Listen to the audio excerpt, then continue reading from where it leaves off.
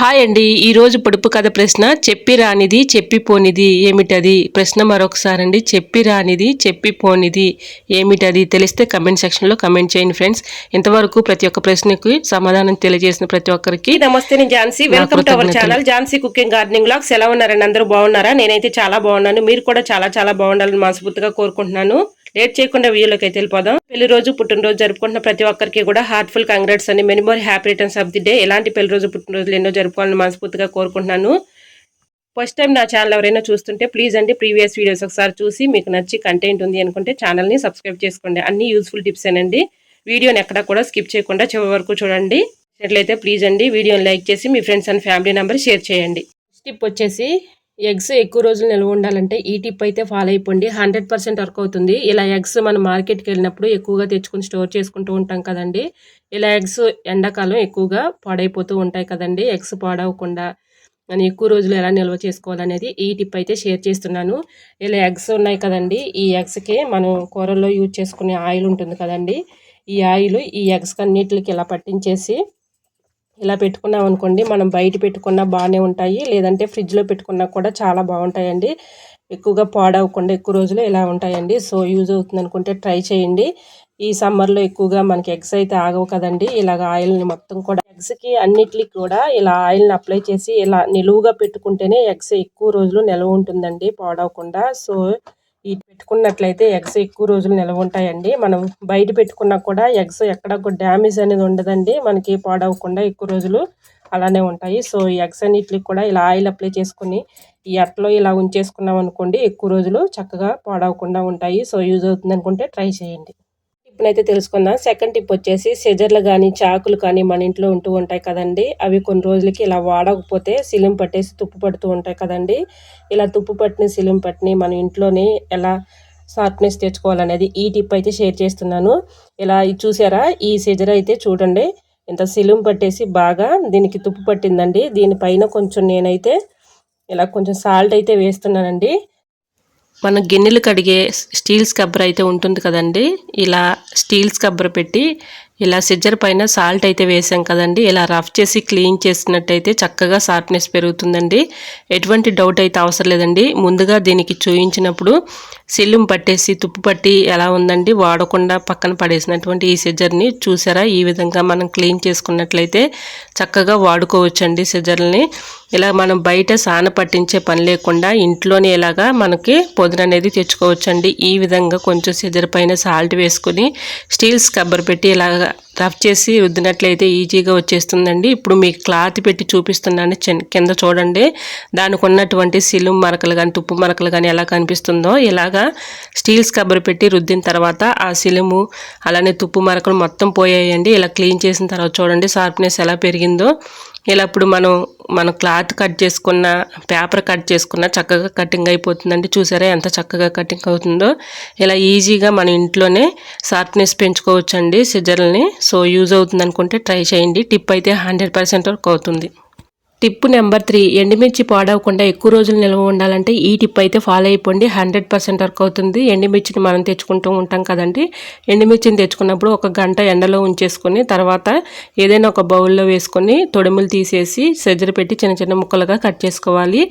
ఇలా కట్ చేసుకోవటం వల్ల యూజ్ ఏంటంటే మనకు అప్పటికప్పుడు మనం కూరల్లో కట్ చేసుకుంటూ ఉంటాం కదండి చేతులు అయితే మంటలు వచ్చేస్తూ ఉంటాయి. కాబట్టి ఇలా సెజర్తో చిన్న చిన్న ముక్కలుగా కట్ చేసుకోవాలి.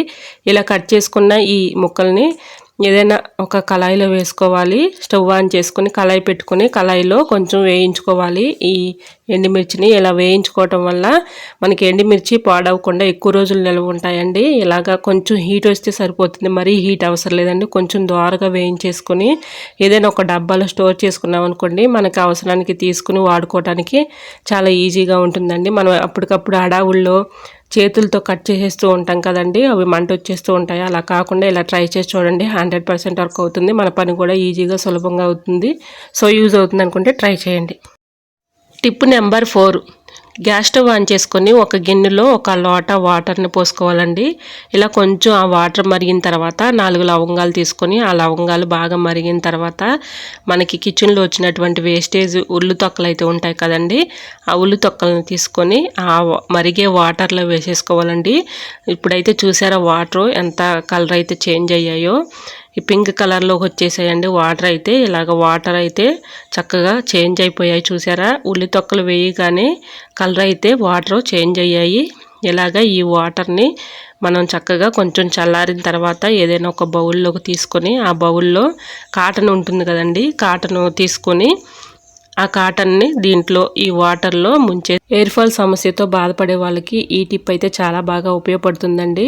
ఇలాగ ఆ వాటర్లో కాటన్ను ముంచేసి ఇలాగ మనం తలకి పట్టించామనుకోండి, పాయలుగా ఉంటుంది కదండి, ఇలా పాయలు తీసి ఇలాగ మనం కాటన్తో ఆ వాటర్ పెట్టి ఇలా అప్లై చేసామనుకోండి, ఎక్కడైతే చుండ్రు అయితే ఎక్కువగా ఉందో అక్కడ ఇలా అప్లై చేసుకోవచ్చు. లేదంటే మనకి సులువుగా ఇలా అయితే ట్రై చేయండి.